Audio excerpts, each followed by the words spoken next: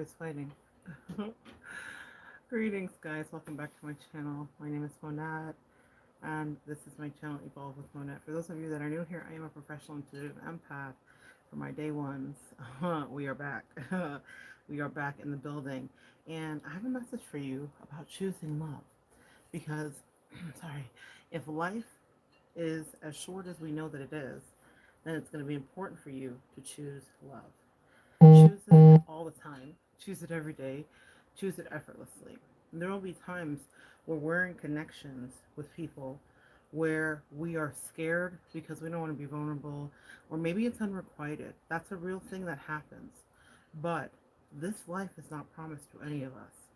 So when you have the opportunity to seize the moment, to carpe diem a situation, choose love, guys. Choose love. Choose love every time. For my divine feminines here, choose love. For my divine masculines here, choose love. Stop worrying about how the decisions you make or what you feel will affect you, or somebody else. It's so interesting. I was having a conversation with Bestie, best conversations ever, and we are talking about a contract that may be offered, right? For me, business wise. And you know, it's so funny when you create content and your friends and family do consume it and actually listen to it. I'm kind of honored. But she repeated back to me a video that I have here because this is a contract that I've been wanting. It's a contract that I've been working for. It's a contract that I've been putting myself in alignment for. And I have done everything that I thought I needed to do, and still working on it too, to put myself in the running to get this thing. Now, there have been a lot of things that I've kind of like checked off of my list, and I've been really, really happy with my progress. But this is the piece de resistance for me. And she said something to me from a video that I made, and what she said was, "Queens don't chase." And I said, talk about your words being given back to you. Indeed, bestie, queens do not chase. But it got me to thinking today as I had a series of synchronicities related to the contract. Mm. And what I thought was, queens don't chase. And this is a contract and this is business. So you can only pitch and line up and do what it is that you can do. But if it's love, or if it's friendship, or if it's any other dynamic for you, what do we do? And how do we still sit in our femininity while going after something we want? See, the lion in me was talking to her candidly about being on the hunt for this contract, for wanting the thing, right? But I also am of the belief that the thing you want is wanting you.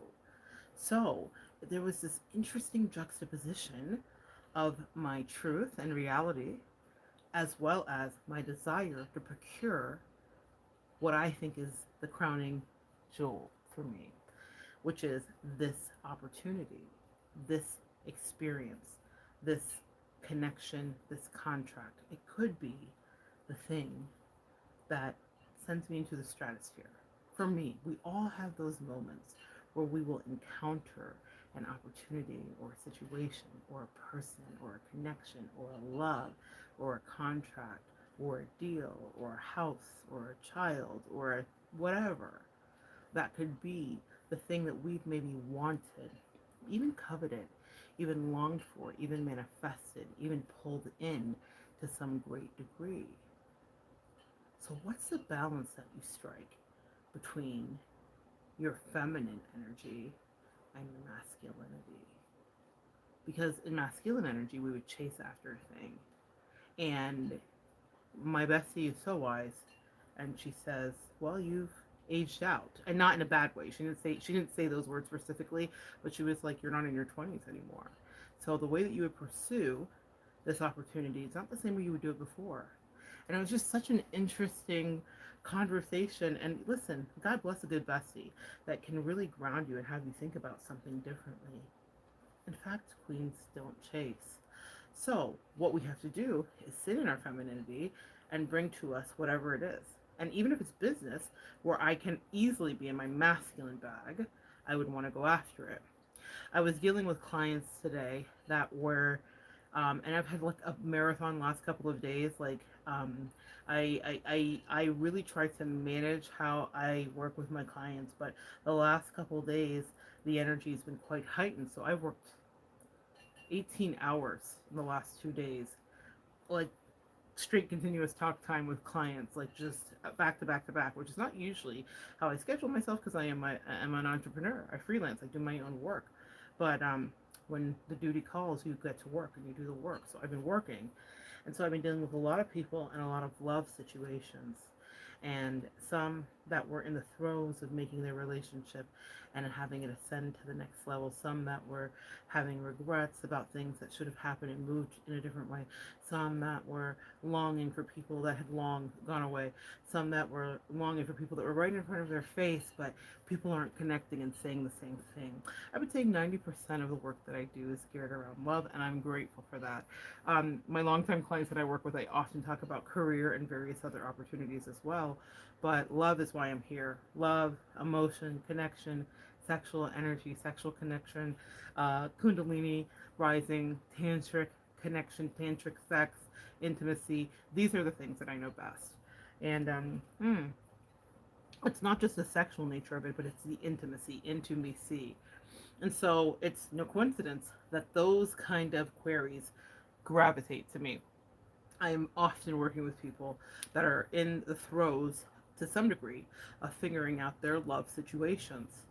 And it's late night, and I actually just came back from a double date, and it's I was watching us in our different stages, the couple I was part of, the couple that we were on the date with, and how love takes bloom in different ways, and how our families coalesce around the love and they accept it, or how friends and families can weigh in.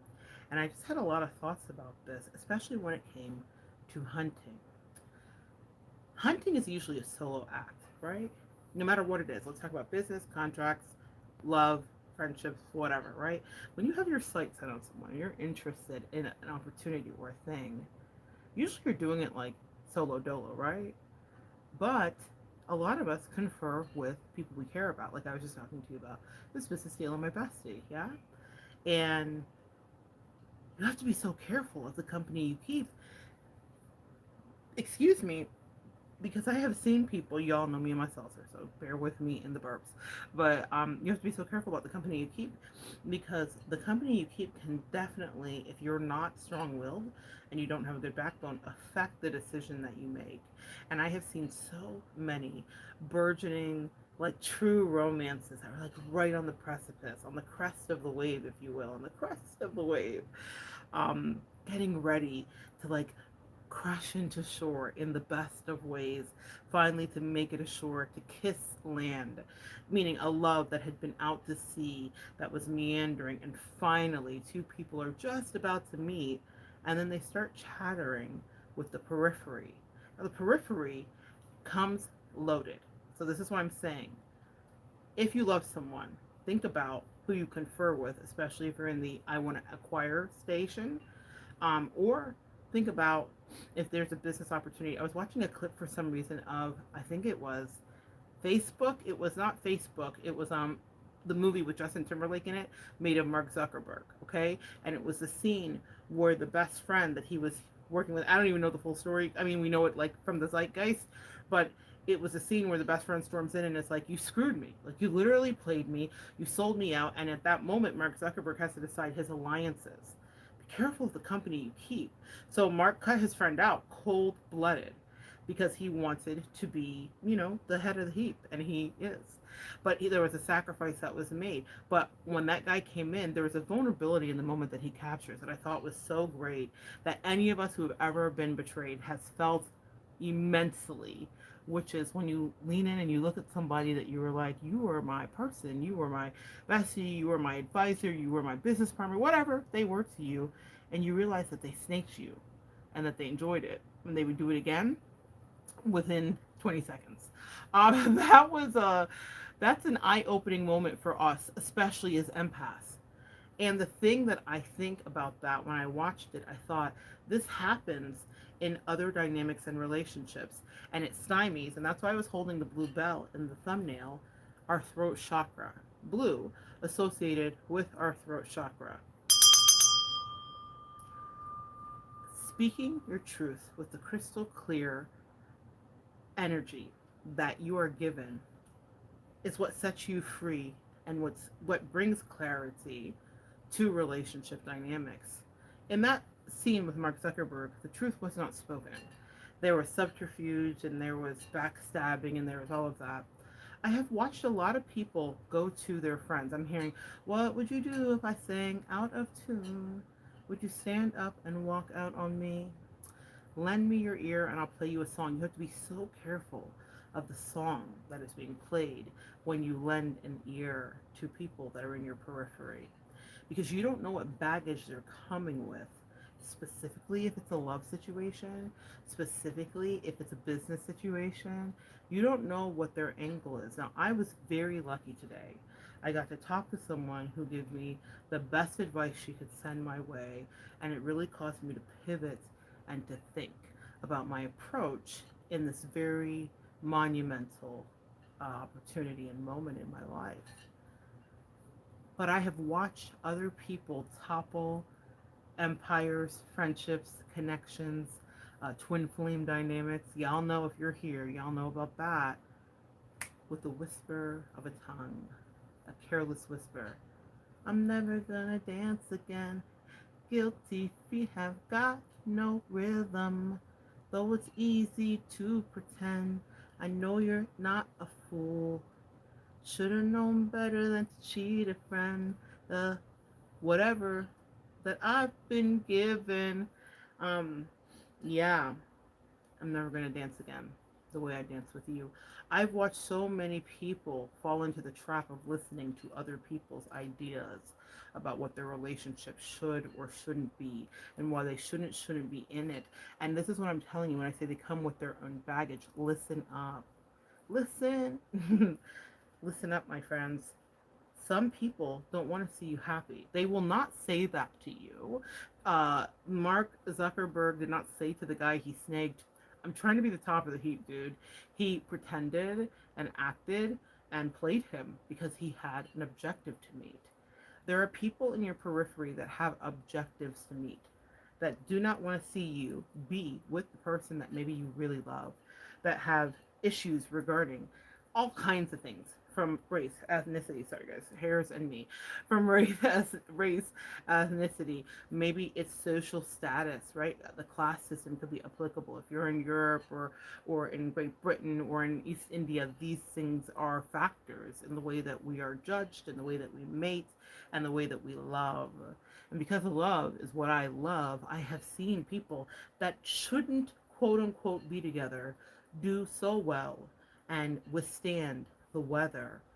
But when they spoke clearly and truly with a voice that was true, instead of filtering in energies from people that were blue. Nothing is a coincidence, and though I didn't plan to speak tonight about this, I knew I was supposed to make videos. I thought it was going to be a collective reading. It may turn into that too. We shall see. But this is a warning for all of you who are still listening to me. If you love someone, love them free. If you feel like this is your person, take a chance, speak up, and seize the opportunity. Because what happens, and what I know from my own experience and what you guys have watched me walk through, is when I wasn't getting reciprocal love from the person for whom there wasn't anything I wouldn't do, I had to confer with my angels and ancestors and say, then this love must not be true. Then this love must not be the love that is designated for me, because they are not plugged in to you. Hear me here.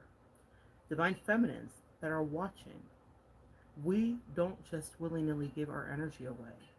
And if you're here, you have evolved to the place where you understand about energy transference, spiritually transmitted demons, as well as ill intentions and energies sometimes those very frenemies will be the ones who bring a relationship that you treasure to your demise while you're seeking guidance in their deceitful eyes.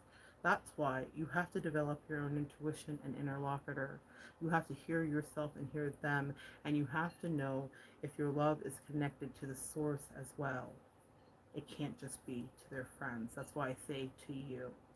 I'm talking about my angels and ancestors also, too. Aliens, galaxies, whatever, unicorns you believe in.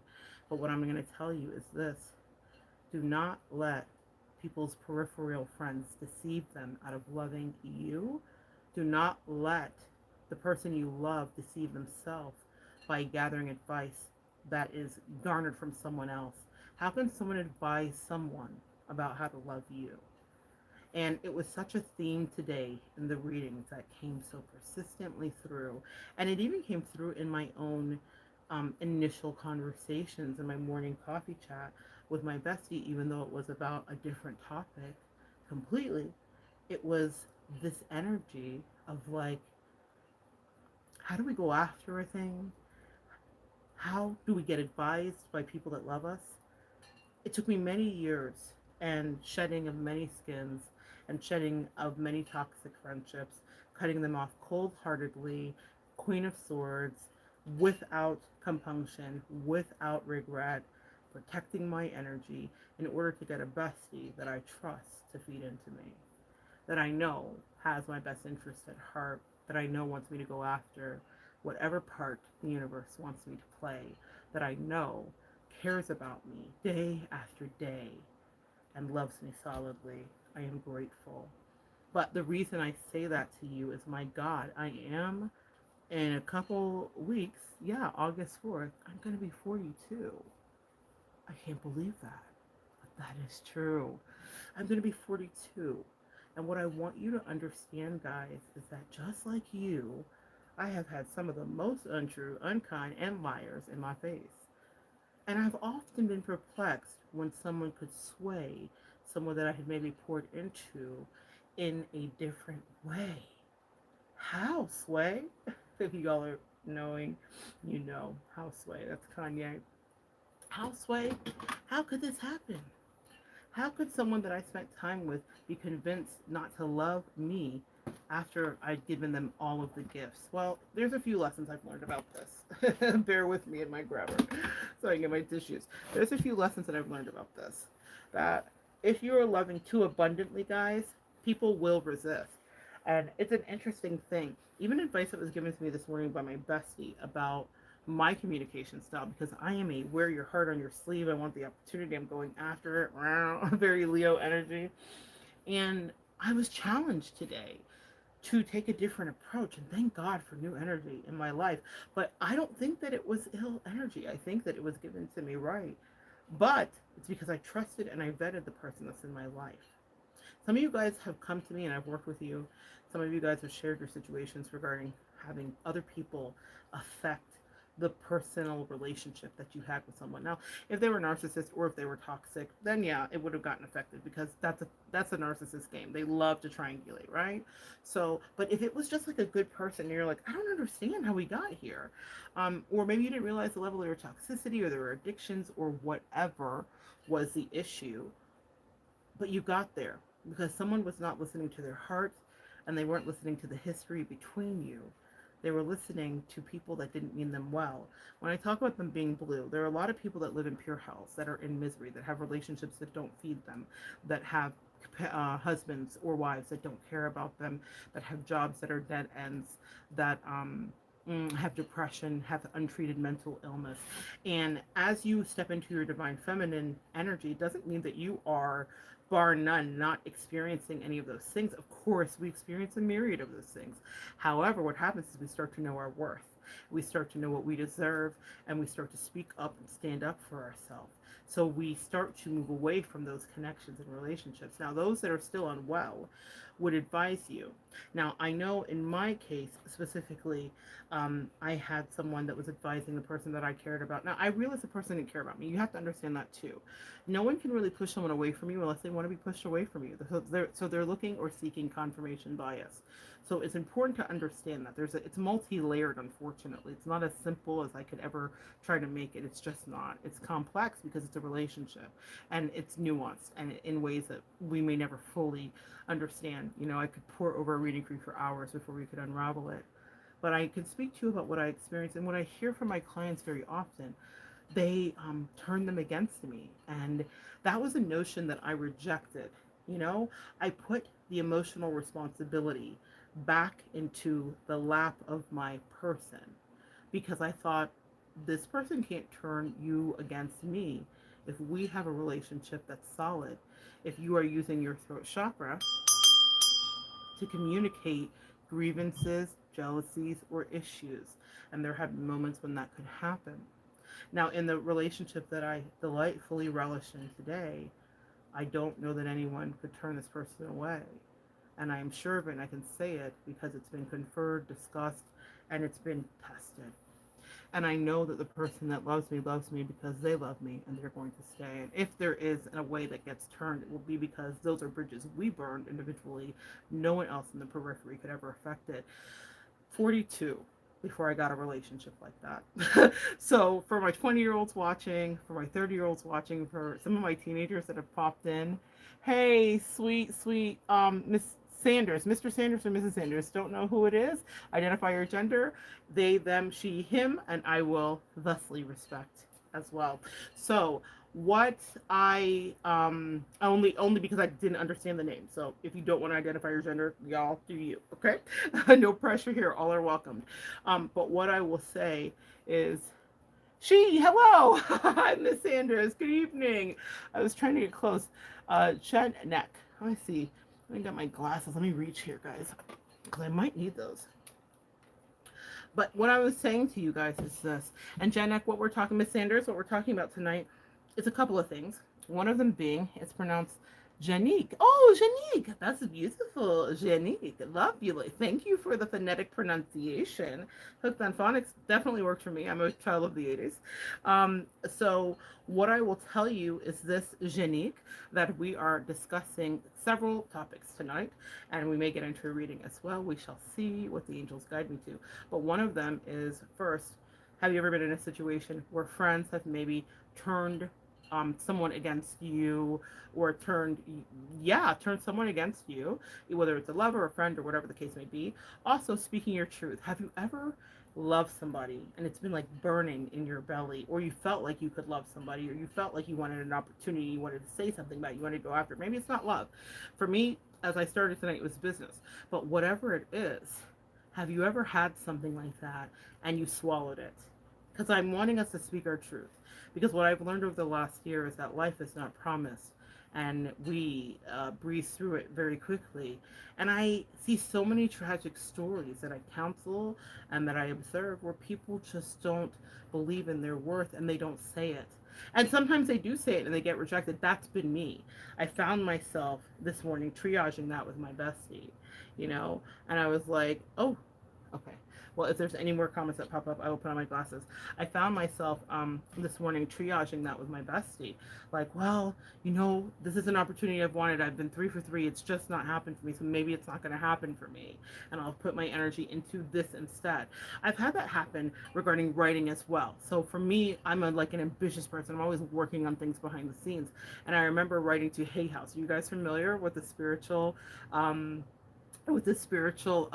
publishing company that was run by Louise Hay, and they had a scholarship and a contest of some kind, and I just knew I was ready. I had done all of the work. I'd had a radio show, I'd written a children's book, I was like practice, I had been writing, freelancing for a magazine, writing creative recipes about spirituality. I'm like, I am it, I'm up next, right? And I poured my heart into it. I sent it off to my editor, we sent it into the company, and they sent me back a letter, and they offered for me to come to the workshop, but they didn't select me. They liked what I did so much that they said, listen, we really want to meet you, but you didn't get this thing that I was shooting for. I was shooting for the moon, and they offered me a star. And that was cool. And I took the opportunity, and the information did take me far, but I didn't get the scholarship because what it would have been was like an opportunity to have something that I was working on published. We all have those moments and those disappointments, but does that mean that you don't speak up? I saw something that I wanted and I went for it. And I knew there was a chance that I might not get it because there were hundreds of thousands of people that were going to put that entry in as well. I was grateful that I even delighted them enough to get an invite to the writer's workshop, which was not what they offered to many other people. In fact, they said, like, we really debated and talked about this, but you missed. And I'm just telling you that because, guys, we all will have failures in our life and things that we want to try, that we want to go after, whether it's love, business, an opportunity, health, whatever, and we think I should like manage my expectations. I'm not a manager of expectations. I'm like, you know what? I will speak to the nations. Whether or not anybody thinks I should or anybody co-signs me, I co-sign me. I want you to feel that same energy regarding love, happiness, family, whatever it is that you want to go after. Do you co-sign you? Do you believe in you? Sometimes when our confidence is shaken, as I was talking to my bestie, 3 for 3 on a negative, right? I'm like, 3 for 3 times. This thing did not happen for me. I have poured. Janique says, spent so many years healing from that.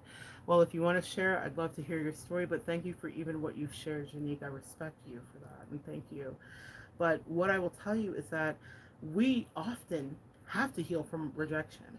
But does that mean we don't put ourselves out? Do we bubble wrap ourselves and insulate ourselves forever in this, unforeseen force field of protection?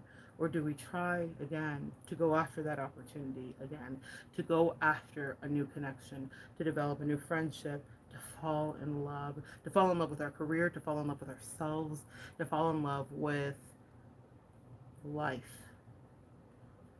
Life causes strife, right? It makes us have to stretch ourselves and ask ourselves, what are we here for? And sometimes you want to give up. And I was a little butthurt this morning, yeah? I want to be very candid with you guys because I'm here trying to be positive. But I think the truth is, it's better to hear the reality than for me to lie. Not everything goes my way. Just like I shared with you about Hay House, right? So yes, I got a little nod. That was cool. But I didn't get what I was after. And my Leo energy, that was not cool for me. Who wants to get rejected, right? Especially when you put your heart and soul into an opportunity, especially when you think you've gauged it right. And I'm a professional intuitive empath with incredible insight. And I say that because I'm tested and proven, statistically so. I worked with many of you here, and you vouch for me too, and I'm grateful for every time I get to work with you. But the situation is this. Sometimes I miss. And I'm honest about that. Janique says, as an Aries, it's in me to keep trying after I soothe my ego. I love that. It's so funny. I was working with a client tonight who has an Aries moon, and we were talking about that, about how an Aries will lick their wounds, but then they like come out and they're like, not only am I going to win this, the next time I'm going to take over the competition. Love that Aries fighting spirit. Fire sign. Aries is ruled by Mars. Mars is considered the god of war.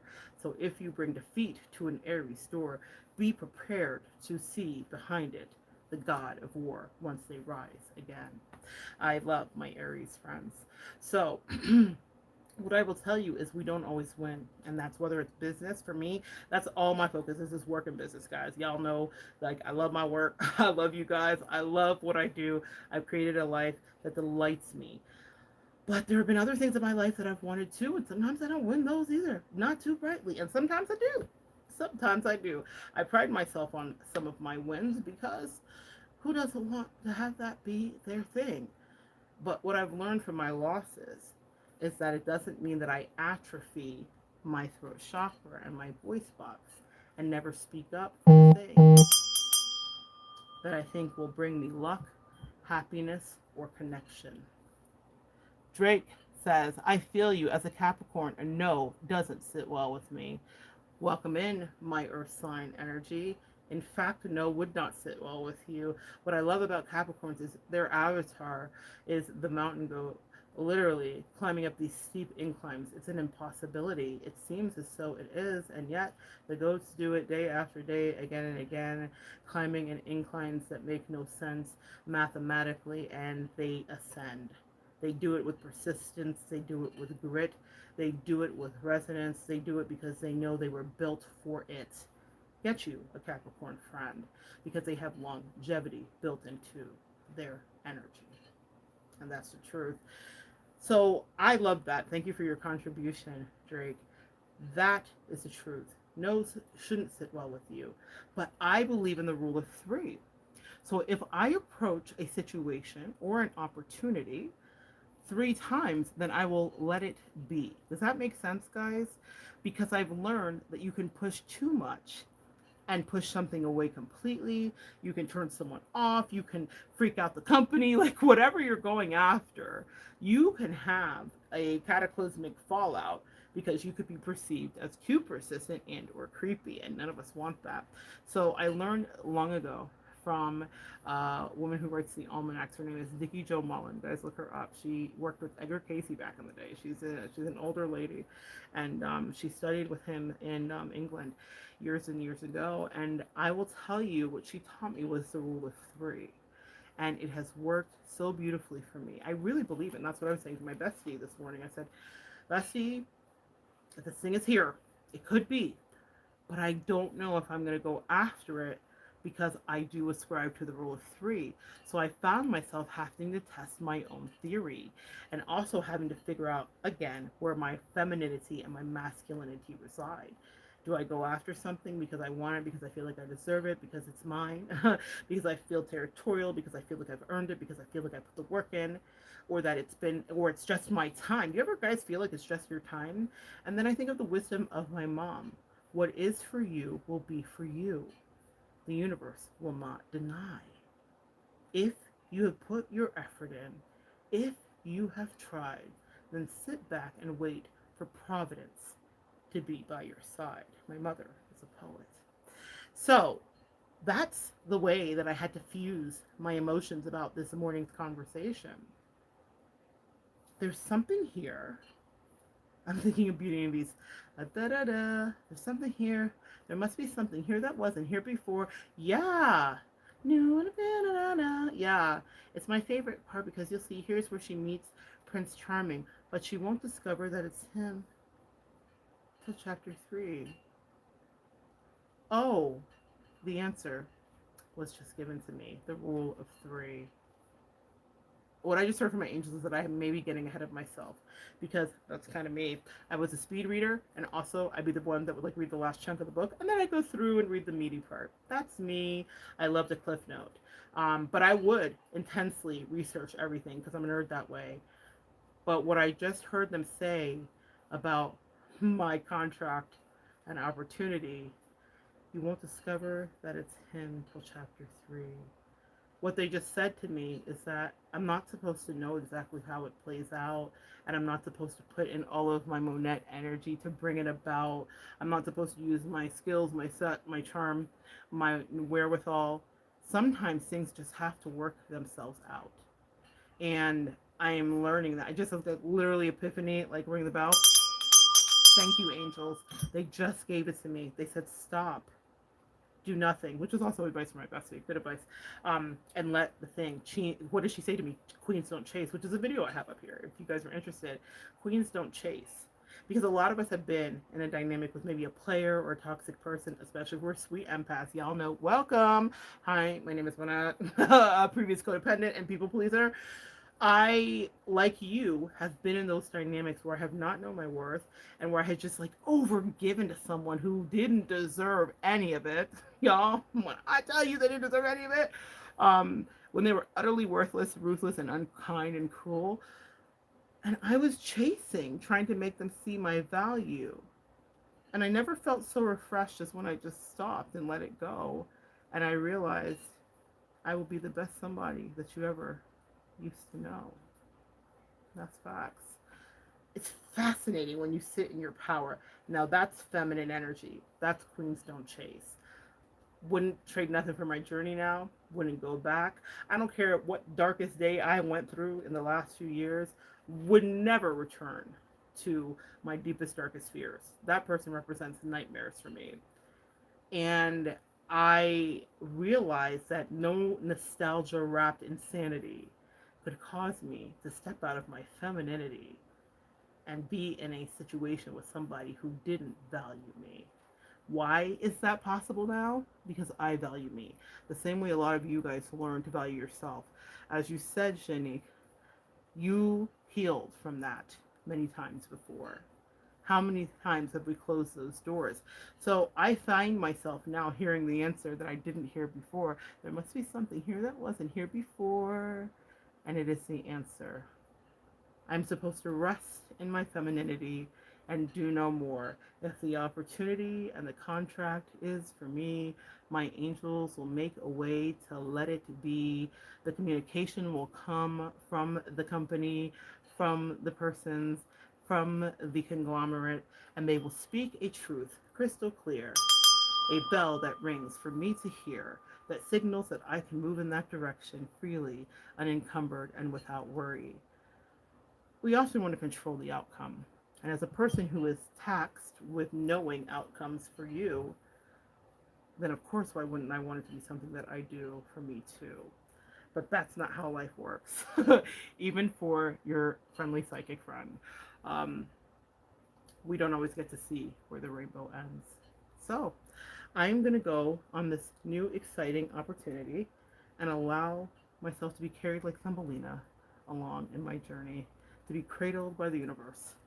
Even if it hurts, even if I've already applied the rule of three, they said your logic confounds the greatness of your destiny. Maybe that's a message for you. Your logic is confounding the greatness of your destiny. If they're walking you into the best contract of your life, the best love of your life, the best connection of your life, the best bestieship of your life, you can't ask why. Janique, thank you. When I think about even my bestieship, I think about how God orchestrated that so perfectly. For those of you guys that don't know what I'm talking about and you're brand new tonight, just popped in to see me, I have a video up here called Casper and Cheyenne. And you can hear about my journey, leaving someone incredibly toxic to moving into someone that was so incredibly nourishing for me and is still to this day. But I didn't think it was going to go that way. And I was trying to control a situation, and I was trying to hold on to the Casper in that story, when God was saying the only reason we allowed Casper to be part of your story was to show you all things terrible and gory, so that you would create from contrast a relationship that could last with someone who had the traits that you had projected. We often, as empaths, will project our morality onto others. We will imagine that they are as good as we actually are, that they would not violate us in the ways that they actually did, that they would be honest with us in the ways that they actually weren't, because we are moral and we follow our true north for the most part, right? Maybe we don't get it right every day, but our intentions are true, can't we say? And so we'll project that morality onto narcissists and onto toxic people, onto people with borderline personalities. You just watch this happen with Johnny Depp and Amber Heard. Onto people with bipolar disorder. No offense, if this is your struggle, we all have a mental illness. I have a few myself. But here's the deal. We will put our intuition on the shelf to love someone who is clearly not interested in loving us. And the universe goes out of its way to make a big fuss to say that away, meaning move that away from Casper to Cheyenne. And they said, all the things you thought Casper was, Cheyenne is. Don't you think you deserve this? And when I said I did, I did. But I spoke up. There was expressions of love between Cheyenne and I. There was declarations and proclamations and connections and proposals and all the things that validated me in every way. I want you to know this. If you think that you can't have a connection happen for you in a fairy tale way, there must be something here that wasn't there before. So this is for you that are seeking love. For me, I was seeking platonic friendship. I wanted someone who was going to be a good human to me as I was to them. who I didn't have to project my morality onto. They actually had a more than a thimbleful, for themselves. My bestie is overflowing a cup of it, cups of morality. Here's what I will say though: for those of you in loverships that you're like, oh my gosh, there's no way. I've had my rule of three. I've had three players or three narcissists or three people try me. I don't think I'm ever going to get that. Please know that you will. Please know that as soon as you believe that you deserve it, it's coming in. It's not a shill. It is for you. So I do not want you to talk yourself out of the magic that is right on the precipice for you. I was crushed and wanted to give up. I was like, humanity is dead. Yuck, yuck, yuck. I am so sick of people. I've had enough. This person that I poured a lot of time into turned out to be disgusting, terrible, horrible, inhumane, slithering, you know, beneath scum. And I was like, I'm done. And my angels were like, no, no, no. You haven't yet begun to even have fun. You have a real person who's going to come in because we had to get out the dumb. We had to remove the ignorance. We had to remove the spiritually transmitted diseases. We had to remove the demons. We had to remove the toxic energy. We had to move the people that weren't happy for you. And you know what's happening for me, guys? And this is what I speak over you. If you're here, it's not a coincidence. I am finding my tribe. People that I freaking adore, people that I am hungry for more, have matriculated to me. Imagine that. As soon as I cut off the dirtbags and the dusties, the haters and the Jezebels and the jealousies and the demons and the Beelzebubs and the Lucifers and the Delilahs, as soon as I cut off the riffraff, God says, we've got your back. And it's been the best connections. Some of you that popped in this live tonight, some of you that will watch this on the playback, some of you that I've read for, people in the world that I have had the opportunity to have read my book, or kids, just like so many people, I wrote a children's book. So people have like come up and be like, oh my gosh, and my kid reads this every night, and they did a vision board. Like, I have seen the beauty. And for a long time, like a lot of you guys, I was stuck like in the mud and thinking there was not beauty for me, and that I was always just going to be the person that people drug, that people used or abused, and that wasn't my destiny. But I couldn't have predicted how it would have played out for me. Even with my sweet Cheyenne in my face daily, meaning she was a constant solid energy, I didn't understand how she'd just be the best thing that ever happened to me. Just such a validation of the goodness of humanity, a good human. That is what you can have, even if it's for love, okay? Even if it's for someone who romances you and whisks you away. You can have that, even if you've had abuse, even if you've had people turn your back on you, even if you've had other people be able to get into the ear of someone that you thought was tried and true and convince them not to trust you. Isn't that the greatest betrayal? I'll never forget it. But it helped me to prevail and to move into relationships where I know that no one can shake the foundation of the connection that I encounter. Not with their jealousies, not with their accusations, not with their curiosities, not with their racism. It can't happen because I've evolved. I'm not just my namesake.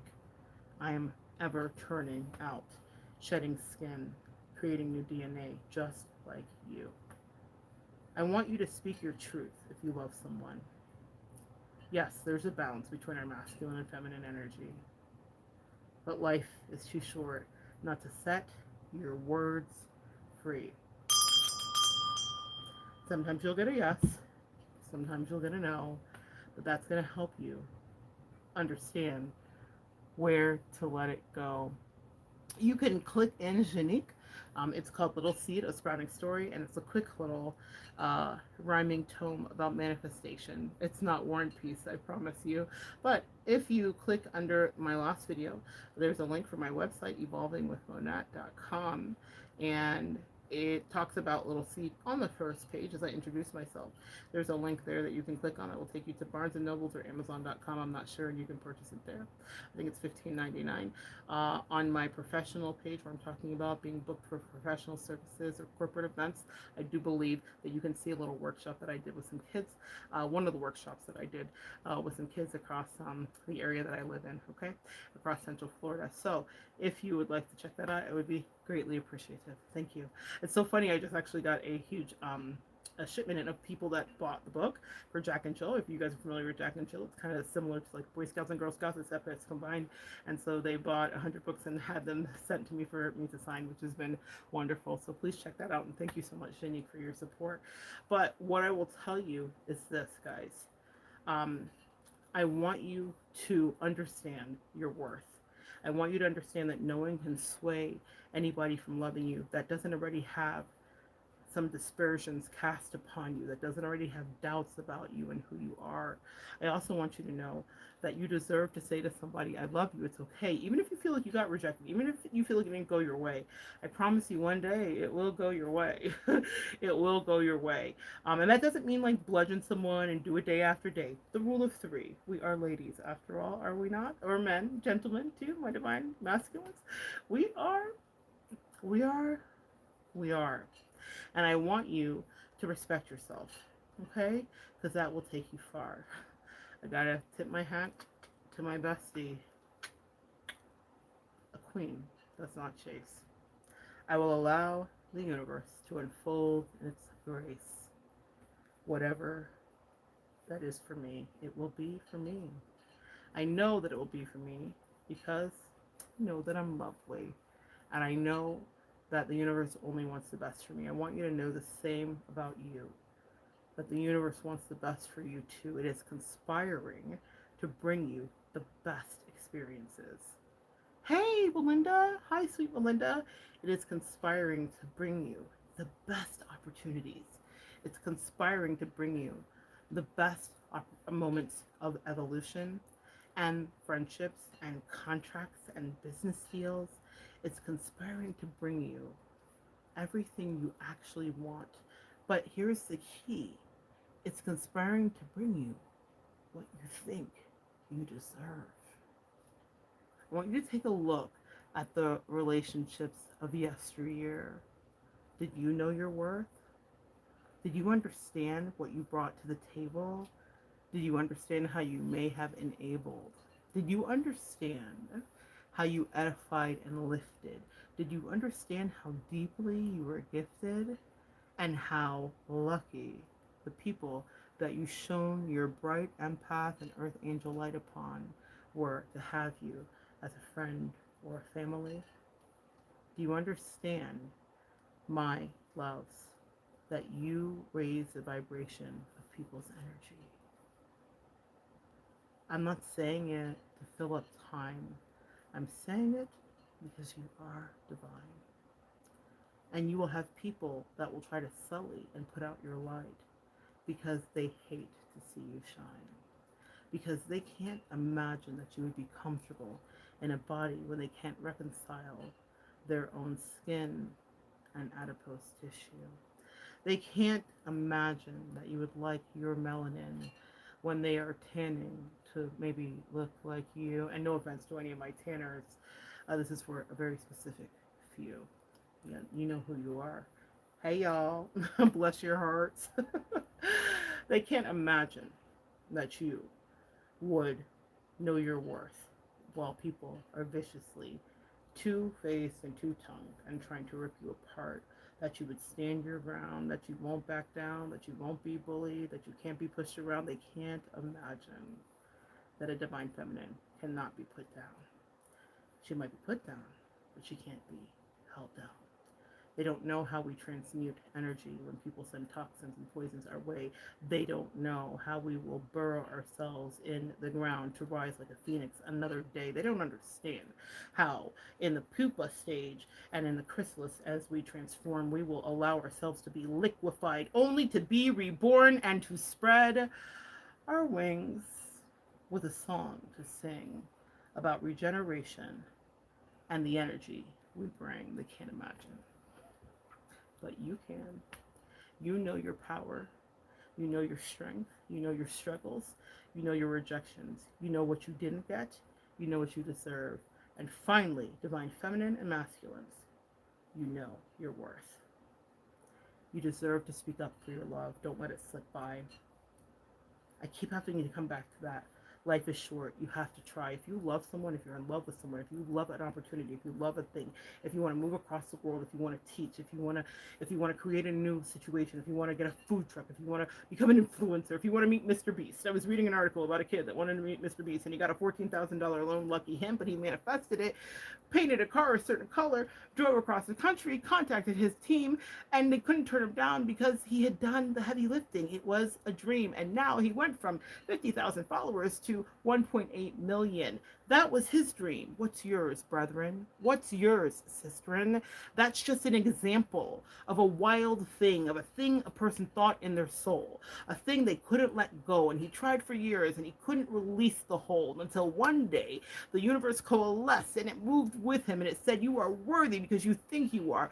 And now we open for you. But you persisted and you pushed through. Maybe the rule of three applied, maybe it didn't. But what I know, what my mother says, is true.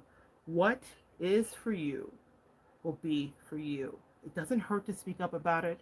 It doesn't hurt to articulate. And it doesn't hurt to understand when you are in the company of people that might hate.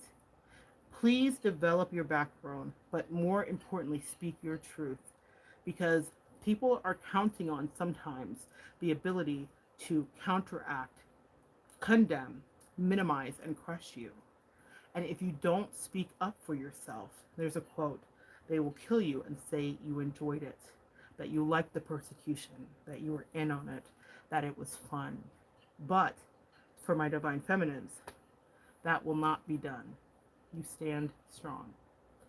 Love is here for you, and beyond love, whatever you want is wanting you. And so it is.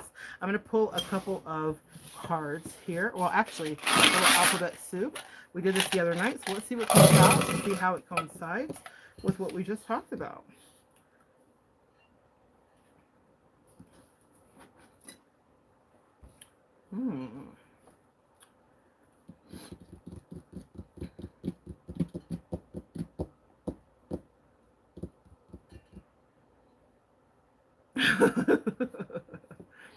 Oh god, if I see a U, I'm gonna die. This will be so funny. Okay, so this is so funny to me, guys. I can't even take it. The word before us, my loves, turd. Let's talk about that. That's from Amber Heard. So this is about those people in the periphery that I was just talking about, that are absolutely not understanding that you will not be cast down, cast aside, or slandered. So that's so funny to me. Stop letting people crap on you. Yeah, that's the messaging that I hear about that. What other message is there here? And I'm not flipping them. What I do is Tom. Toe. No, it's toe. So who have you had in tow? So they're wanting you to release things that you had in tow. That's the next word here. Let's take a look at that. Oh, that's not toe. Let's get that right. T-O-W. I know I had a W. There we go. Sorry, when I picked it up, I kind of jangled right there. There we go. Toe. Who do you have in tow?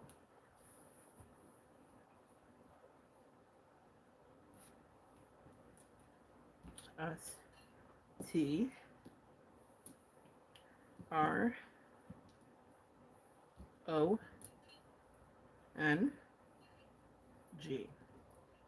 Ooh, are we getting fancy? Ooh, I'm hearing it stronger than yesterday. Love it. Now, so let's see if I can pick it up. I love it. Now let's see if I can get it for you to see. Oh, and I'm putting it on the card of discovery. You are discovering that you are stronger than what you used to be, and that you are now able to set yourself free. That also means speaking up for the thing that you want, right? It's allowed. You're allowed to advocate for yourself. Let me see if I can get it up for you guys without having it fall off the card and dance around. All right, my loves. You are stronger. I love to see it. You are stronger. I'll put that down. You are coming out of the abyss. A-B. Y. Abyss. How do you spell abyss? Abyss. Yeah, ABYSS. Let's see if we can get it here. You're coming out of the abyss. So a lot of you guys are emerging. A lot of you guys are emerging out of that. And what are you going to be? You're going to be, oh, Divine Feminines. Let's talk about it.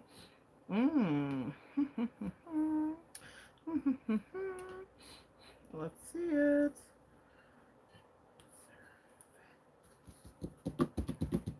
Oh, it's so good. I got it genuinely. Excellent. So this is what you're moving. Okay, so you're stronger than you were, stronger than yesterday. That may be a song you want to listen to. You're coming out of the abyss, and now you are being asked to be of service. Let's take a look at that so you can see. You're being asked to be of service. This is beautiful. This is beautiful. You are being asked to be of service, okay? So that's what you need to know that's coming up for you. What else do they need to know about service? Oh, they said you've coming of age. I'm hearing the age of innocence. So they're saying that the age of innocence has evaporated, or you're coming of age. There's something that has happened here that has helped you to turn the page. Here I am on the road again. I'm hearing Metallica. Here I am back on stage. Oh, if I can spell Metallica, what came out here? Here I am playing the star again. Here I go, turn the page. Yeah, turn the page. That's a very powerful song. I have a thing up here regarding songs that change the trajectory of your life. Here I am, turn the page. On a dark and lonesome highway. You can hear the engines running. Bear with me, guys. I'm trying to get Metallica here. If I get this, I'm going to be like so stoked. Let's hear her body. This is the night before, night before. That's what I said. Here I am on the road again. Here I am back on stage. Here I am playing star again. There I go. There I go. Turn the page. I love this. Literally coming of age and turning the page. Listen, when I told you I started this video tonight, the last thing that I thought I was gonna channel was freaking Metallica. But here it is. Here is Metallica. I can't even believe I did it without flipping the blocks. That is like such a message. Here is Metallica. So someone here has a metal energy, and I want you to know that you are built with this incredible resilience and longevity, because think about Metallica and the run they've had. The last time I saw them, where I was just so incredibly moved, they were playing with an orchestra on like a 50-piece orchestra on a stage. They were in like Givenchy suits. Metallica. It wasn't about rage. It was about harmony. It was about sound. It was about artistry. It was about business. Remember when they had that whole thing about like, you will not sell our sound for less? Stronger than yesterday. You are evolving. You've come of age. There it is. You've come of age, Divine Feminine. You are aging like fine wine. You are refined. That's Metallica. They went from enter night to like violin strumming. Here I am. Turn the page, and he's like growling, but it's in a vibrato like Pavarotti. Like it's something to see. It was art. Metallica. You have ascended. And still, you are filled with creativity. But that song is indicative of a chapter ending as you move into a new part of your destiny. Here I am. Turn the page.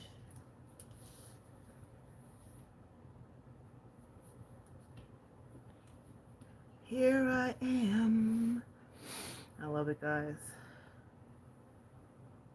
Turn the page. And that's what I have, guys. Let's turn the page on letting people that didn't understand our greatness, our uniqueness, our quirkiness, and our humanity.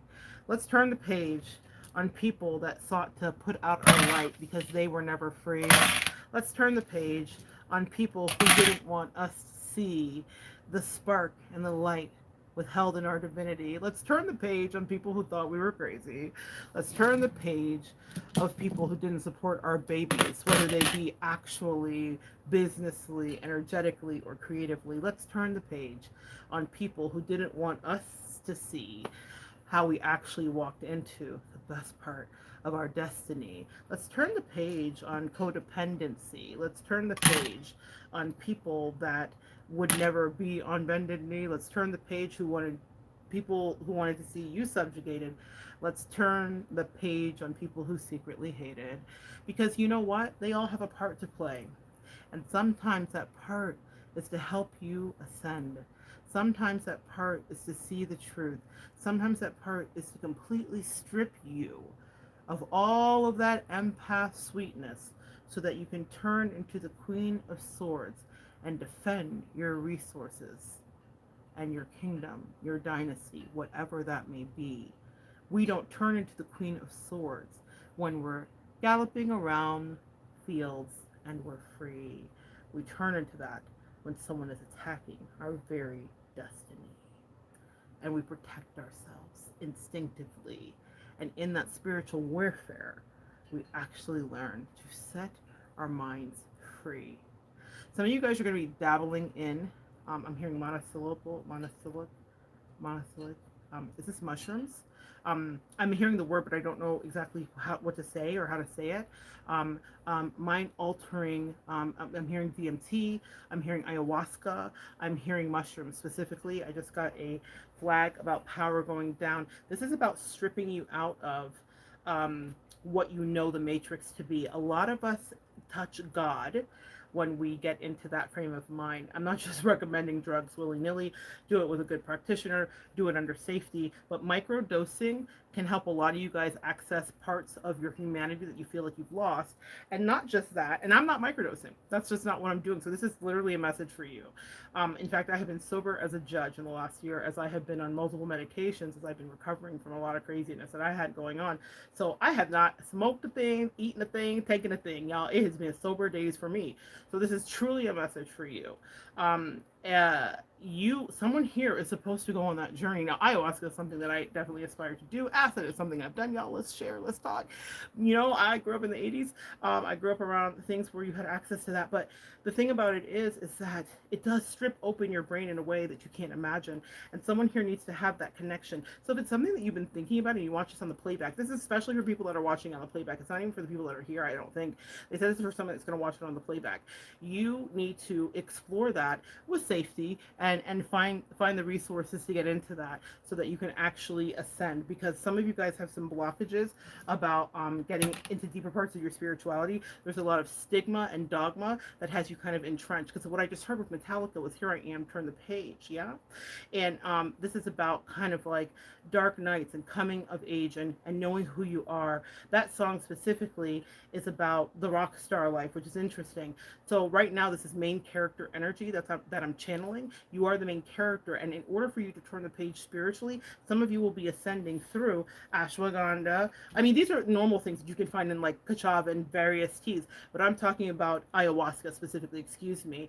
Ayahuasca, DMT, mushrooms being the mildest of them that are sourced properly, y'all. I don't know who's gonna get mushrooms here, so y'all, I don't know why I had that message for you, but I see somebody here actually taking mushrooms and really connecting and healing some inner child stuff. Okay, I want you to do research too. Someone here is supposed to watch some YouTube videos about people that have done ayahuasca and mushrooms and talk about their experiences, because there's a connection that happens, especially with jaguar energy and all of this kind of jungle medicine stuff, and it's beyond us. And the thing that I want you to know too is there is more than what you see for my divine feminines here. It started about love, but I want to take you into the celestial bodies. This is so much more than you think.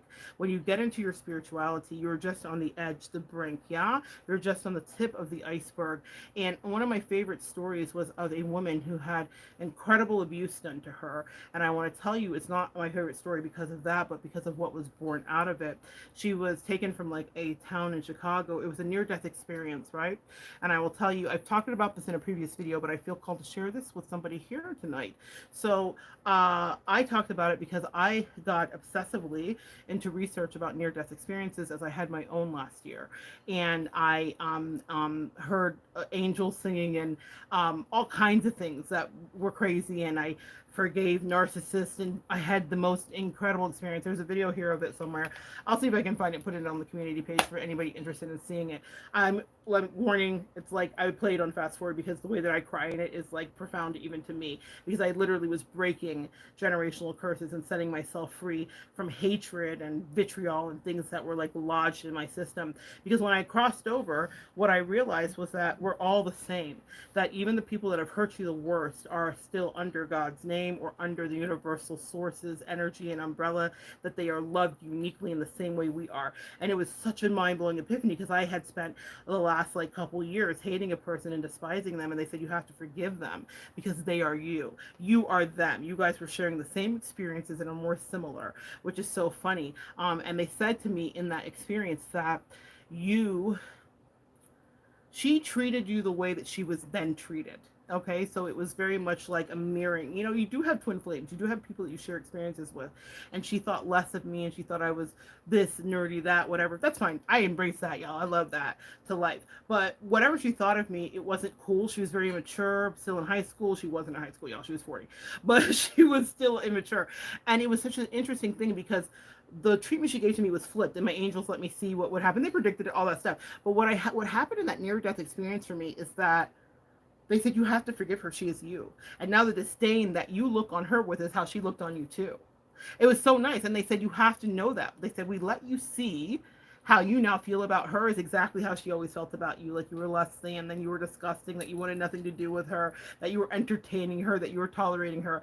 And I was shocked. It was like, she always thought that about me. And they said, oh yes, exactly how you feel about her is how she felt about you. Message for some of my divine feminines out here that are running behind anybody, being anybody's lackey, being any people pleasing, being any flying monkey, trying to kiss up to a narcissist. No offense, but I'm gonna call you out here. Please understand how they really see you. It wasn't until I saw her disparage other people and be horrible to other people as I was getting my self-esteem, I was like, this is not my American dream. I'm out of here, homie. But what I got to see in the near-death experience is how she disdained and loathed me. Oh, I can't even talk. Oh, that hit my throat. She loathed me. She loathed my decency, my kindness, my sweetness. She loathed my empathy. She loathed my belief. She loathed all of that. What she considered my naivete. But I saw her in exactly the same way, but worse.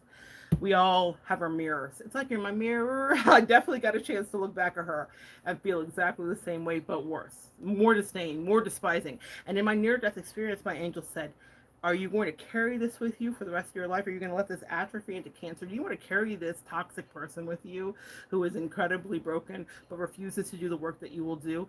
A lot of you guys here have chosen to do the deep dive. You chose to go into hermit mode. You chose to restrain yourself from the world to become and ascend to be your best person. And it was hard. A lot of people don't want to do shadow work. So they were like, are you going to judge? Because you didn't want to do your shadow work for a lot of years. You were ignoring and, oh, I don't want to see. But it wasn't until that near-death experience that I was actually free. Very similar energy to DMT. There are studies that are done about what happens in a near-death experience. Some scientists derive that it's all about oxygen deprival or deprivation to your brain and that you're having this hallucinogenic experience. Potato, potato, it's happening. It's okay. It's documented. It's seen. It can be tracked. But it's similar to what happens when you're putting these mushrooms into your system and getting the monkey of childhood trauma off your back. Also, check out the Crappy Childhood Fairy. Lots of PSAs today for my angels, okay? She is a person here on YouTube that will help you actually, without DMT, to work through some of your trauma and issues if you have them, and to help you to see how the relationship dynamics that you allowed, created, and fostered have a lot to do with the neglect that was given to you in your early stages of humanity, okay? But that's all DMT free if you're not interested in going the alternative drug way. What I will tell you about the near-death experience that I loved with this person, yes, I had my own, but I started to research profusely because that's the nerd in me, and I wanted absolutely to understand what I experienced and was it real, and I watched hours, hundreds of hours of documentaries and videos, and the one that stuck with me was a girl that was trafficked from Chicago or Philadelphia, some Midwestern state. I have to say it was Chicago, Illinois. It was Illinois. And she was trafficked and she was taken over to Thailand somehow. She looks like a Caucasian woman. We would never think she has any Thai history. She was taken to Thailand by a man who abused her greatly, physically, emotionally, sexually. She was a child. She was like maybe 6, okay? And he was selling her to people, and she would be filthy on a bus riding around. And it was a horrible story. And what happened is somebody sold her to somebody that took her to Africa. Think about this. This Caucasian child from the Midwest, growing up eating sloppy joes and french fries and tater tots, gets whisked away. What did she sign up for in this life? I had to ask. Like, oh my God, the story, the predestined energy. And so what happened is she ends up in Thailand with this horrible monster molester abuser, and he sells her for a few shekels to somebody that takes her to Africa, where she is adopted by a tribe. She talks about a war that we can track and that actually happened, where there was guerrilla warfare happening, and if there was any white people in the villages, they would kill them because it was like a win for them, because they were trying to make their point about whatever the war was. I'm gonna really see if I can find this one, because that was just, it like blew my mind open. And here's why. The reason I'm saying this is all to get you back to DMT, which she didn't take. But let me help you understand about near-death experiences and what a difference they will make. And I don't recommend them. I mean, I think, my God, avoid it if you can. I wish I had them.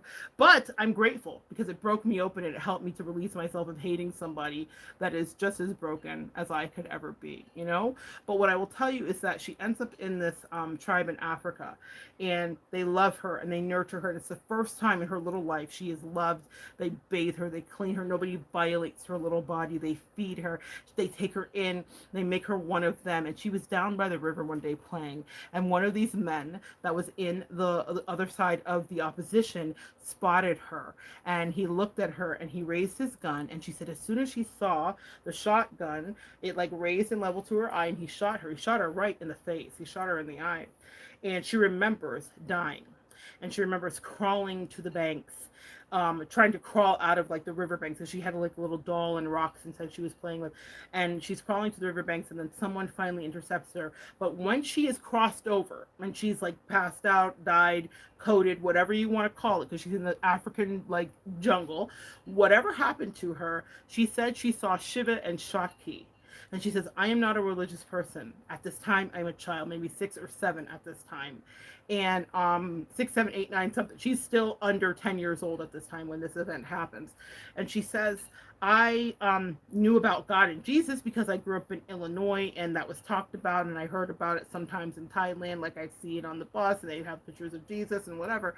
But and they didn't talk to her so much about religion in the African village. They just loved her. The religion was nurturance. My God, that child that grew into this woman.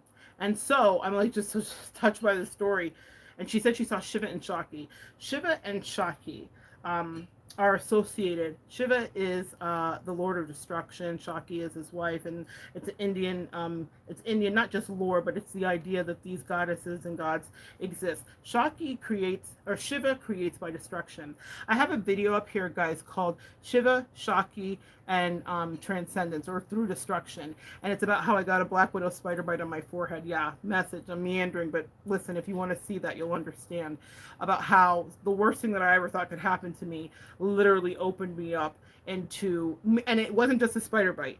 The spider bite was a representation of a connected energy to that person that I was having to forgive as I had my near-death experience. Very powerful. We come into this life to have experiences with people. It's not a coincidence.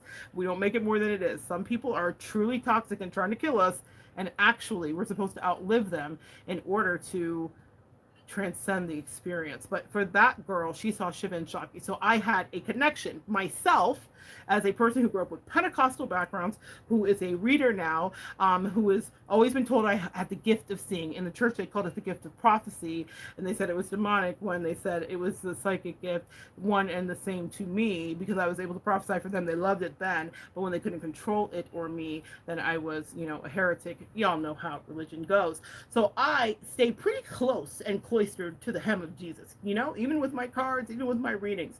And when I had this crazy experience with betrayal and tragedy and deceit and all those things that I've talked to you about tonight, where people didn't treat me right purposely, and like, it was the most duplicitous, cruel experience I ever had. And now I can talk about it and be glad because it set me free. But I was introduced to Shiva and Shakti, and I talk about it in the video how it was all very coincidental, very much leading up. But my angels were introducing me to the ideology of these gods and goddesses to understand that what you're going through is such a natural transition that you grow through destruction. And that sometimes, in order for your greatest growth to happen, everything must be decimated. That is the premise and the idea of Shiva. Well, she said that when she crossed over, she saw Jesus, who absolutely came to her and was loving, and all the things we think of Jesus, the warm radiating light. She couldn't really look at him. I gotta find this video for you. And then she saw Shiva. And she'd never seen Shiva in her life. She's never been taught about Shiva. She is not from India. She did not have this background.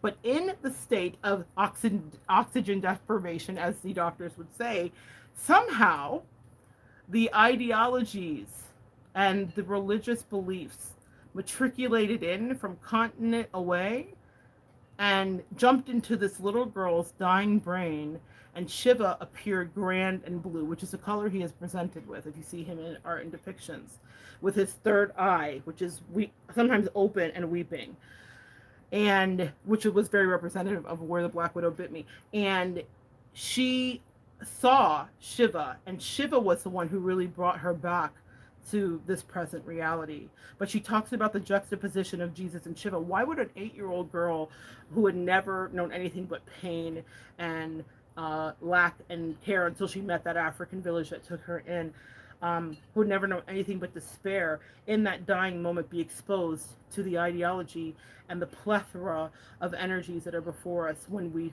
finally yield our bodies and ascend? Because she was ascending. And she was pulled back into her body and remembers, and then was remembering the mending and the way that the village ladies loved her. And I want to tell you what that was a representation of. All the nurturing, all the mothering that she didn't receive was given to her in spades after that terrible moment. And she grew up to this day, and she told her story. I will find it for you. And what I want you to understand about her story that's so powerful, and your mushrooms and your ayahuasca and your journeys, is that nothing is concrete and static. We know nothing. We know less than nothing. We don't know how the pyramids were really built. We don't know how come the Romans had such an amazing plumbing system years before. Was it ancient aliens? Was it downloads? Was it Jesus? Was it Shiva? Was it Shakti? But some of us stay in our little boxes, so content to understand one particular thing. And her story helped me to finally understand that I can be anything that I am supposed to be, that whatever information is decimated to me under light and goodness is meant to set me free. Yes, you have to be careful and you have to protect your energy. There are demons. Spiritual warfare is real. People will want to knock you off your square. Demons will whisper to you. I've watched people be carried away in a groundswell of demonic activity and energy where they just thought it was lewd and lascivious behavior and it was fun and they were having free time and happy. But what they were having was the devolution of their soul and the degradation of their very humanity. And they have stood in judgment of the things that I say and do, while I watch them and I speak my truth, ever so blue. And it's not always a truth that I can concretely say I understand, but I am downloaded from a source that holds my hand. The same Shiva that showed up for that girl showed up for me in transcendence, in the spider bite, in the story. I'll put the video in my community page that I made about my experience about being betrayed and how that Black Widow spider came to teach me to bite open my third eye so that it wept very much like Shiva's did. In fact, I have the card of Shiva here, and I'm going to pull it out for you. I didn't think I was going to pull any cards tonight, even though I have them out, but they said they want you to see what I'm on about so that you understand that this is no coincidence, that things that make no sense, induced by mushrooms, DMT, induced by nothing you can understand, can sometimes set you free. Let's talk about Shiva, and most importantly, Shakti. Or let's talk about Shakti, and most importantly, Shiva. Oh, and Kali Ma, facing our fear. A lot of Indian attributes brought me here and brought me to clarity. Angels, please reveal to me Lord Shiva, transcendence through destruction. Do you see his third eye, guys? I tell you, no lies. This this Indian god that I'm totally unfamiliar with as a Pentecostal child that was singing down by the river, ironically, as that woman was talking about being down by the river, losing her humanity. That's me in the corner, not just losing my religion. She was losing her blood. She was losing her personhood. She was losing her will to live. And then appeared Shiva and said, from this destruction, this gunshot blast to the face, I will stand before you and help you trace back your origins beyond time and space. Y'all, it's deep. It is so deep. And people that are small-minded, that are Christers, so that means Christmas and Easter, that's when they're at church, could never even fathom these experiences. And I don't want you to be locked in your boxes if this is not for you, but please understand that the energy of this is true. How did that girl see that if she's never known that and she was so young? How did this energy communicate to her?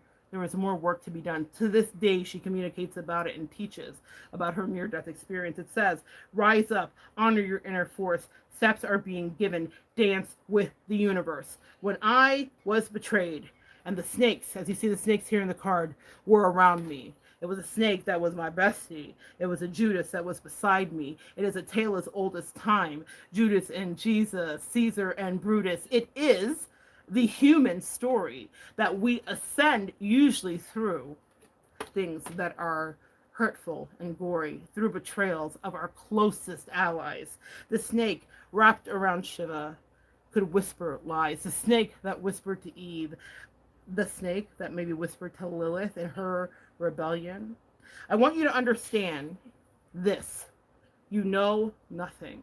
And yet, my divine feminines and masculines, when you release, you know everything. Some of the worst things in your life that have happened to you happened for you, to push you through the eye of a needle that only you could ascend through. Pain. Shiva comes in and destroys everything. He will burn it all down, very much like Kali Ma, another goddess related to the Indian divination. It is done. Kali Ma is actually chasing demons. She's seen as quite frightful, but she's like eating demons. And she wears the demons' heads, and people think that she's evil, but really what she is all about is justice, no matter what. Justice and actually purity and divinity. And she will chase it, and she will take out her machete and her sheath, and she will kill demons, and she will drink their blood and eat their teeth. We women are powerful. What I will tell you about Shiva, though, and what happened to me, I was really creeped out because I saw Shiva in another card, and I thought, and in the card that I saw, he was blue, and his eye was weeping. And I saw that, and go watch that video when I put it into the community page. I later got bit by that spider, and literally I had pustules. You'll see it in the video. I show the mark and everything. It's covered by makeup now and has mostly faded. Thank God it happened a while ago. But I will never forget it. And some days when I'm not listening, this little place itches. Isn't that funny? My third eye actually itches. When you go through something, you can't always explain it. Your higher learning doesn't always understand it. I've been using runes lately and other forms of divination that people could ascribe any kind of thing to if they're closed-minded. But all it is about opening us up to all of the different languages. When I say language, sometimes this is like Celtic and Celtic and Gaelic languages and stuff like that. We all have ways that we connected to the source. When I talk about DMT and mushrooms, and I talk about our ascension and connection, and I talk about that moment of oxygen deprivation when you have a near-death experience that the doctors just say it's just your oxygen, that there is no explanation for me and this little girl having a similar experience from two different worlds when neither of us were introduced to this energy. I didn't grow up with Shiva, and I didn't grow up with Shakti. But when the student was ready, come on, y'all, the teachers appeared. When that girl was ready to learn one of the greatest lessons of her life about death, rebirth, transformation, the fact that we incarnate, the fact that we chose a thing, when I laid in my hospital bed for months, I knew that I had chosen this somewhere in my destiny. so that I could finally, once and for all, set myself free. And still, there is more road before me. But what I know now is that there is no coincidence. There are no accidents. You are being guided divinely. So, a little DMT, a little ayahuasca. Yes, potato, potato, you figure out for you. I don't want you to have to go through the near death. That's not something I would choose. I did not choose it, but I guess I did. Meaning I actively didn't, but I guess before I incarnated, I actually did. But now I know something that I can never unknow, is that through the worst things in your life, the worst rejections, the worst experiences, the greatest hurts, the deepest betrayals, that's where you truly grow. That's where you regenerate. That's where you dig deep and you find your greatness. I started out saying, if you love someone, tell them, yes, life is short. You could be by the side of that bed. You could be in my hospital bed. You could be being told, like me, you have 24 hours until you are dead. And then you still get to live. So I had to ask myself, how did I want to do that? Did I want to do that peacefully, passively? Or did I want to get on here with all of my mouth, teeth, and energy and say to my divine feminines and collective that you too, like me, can set yourself absolutely free. Don't give a care what anybody thinks about what you have to say. Don't give a care about what anybody thinks about DMT, mushrooms, or the alien way. You find what your true north is for you. Stop worrying about the periphery because they don't matter. When I'm telling you, when you have your moment, when you hear the angels, when you see the colors, when you ascend, it is just you. You have no foe, you have no friend. You have you and your experiences, and you understand things so deeply about the choices you made and how nothing matters. I did not hate that person in my crossover experience. My wake up experience and getting back into my body later, of course, whatever, that could return. But in that moment, away it burned. I just saw a broken soul, just like me, who was struggling through addictions and demons to find her way to free. So if you are sitting here still before me, do not let opportunities pass you by. You do not have to be like me. You do not have to be like her. You do not almost have to die. But you do have to have an ego death to yourself to know what's next and to know where they're pushing you. Because I promise you, if you're called to listen to me this long, you definitely have work to do. So good sharing energy with you guys tonight. I love you immensely. I'm wishing nothing for the best for you. And I want you to love out loud and freely. Tell everybody that you love them. Stop hiding. Don't play games. Life is short. Don't make yourself insane. Don't make them insane. Go after your opportunities, your business deals. Get rejected and get told no. And then after that destruction, realize it was just more soil to till so that you grow. Come back and join me next time, and we will continue to evolve together. Farewell, good night, Shanique, adieu.